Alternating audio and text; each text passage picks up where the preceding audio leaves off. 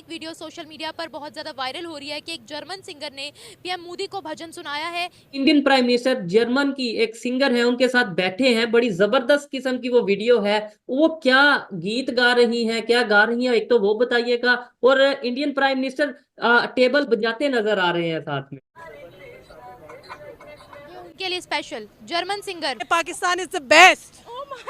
जली ना, तेरी भी जली ना। अच्युतं केशवं राम नारायणं कृष्ण दामोदरं वसुदेवं भजे कृष्ण दामोदरं वसुदेवं भजे। हिंदुस्तान के कल्चर को इतना ज़्यादा पसंद किया जा रहा है दुनिया में, गोरे हों, इस्लामिक कंट्रीज़ हों, वो जब इंडिया से हो के चले जाते हैं ना एक दफ़ा, तो वो कहते हैं कि भाई इंडिया का कल्चर इतना मज़े का है कि भाई क्या करें।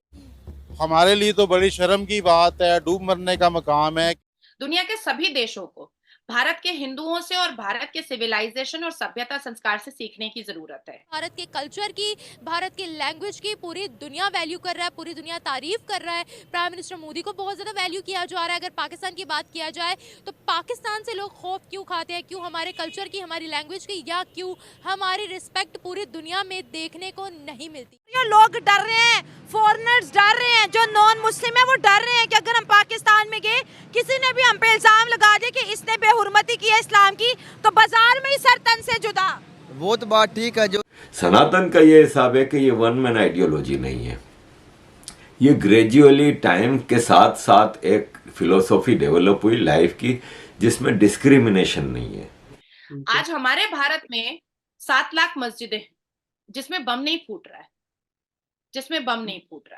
35,000 से ज्यादा चर्च है जिसमें बम नहीं फूट रहा है और कोई उसको तोड़ने भी नहीं जा रहा है। कि गोरों ने तो अब इसको पसंद कर रहे हैं ना, हमने तो पीछे 50-60 सालों से इंडिया के कल्चर को पसंद किया हुआ है।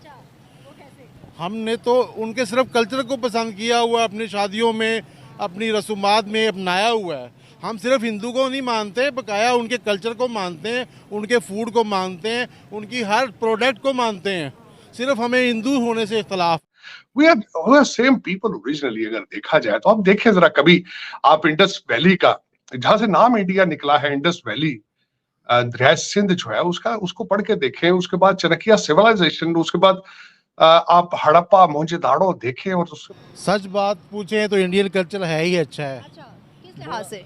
बुरा है ही नहीं है। जितना प्यार मोहब्बत हिंदुस्तान के लोगों में है वो किसी भी पूरी दुनिया में नहीं है।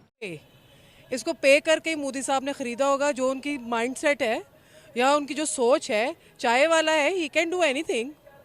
वही चाय वाले 5वें नंबर पे अपने इंडिया को पहुंचा दिया उन्होंने, और वही चाय वाला जब जाता है ना अरब ममालिक में, तो उनके लिए ही रेड कारपेट बिछते हैं। हम जाते हैं, हमारे लिए कुछ भी नहीं बिछता।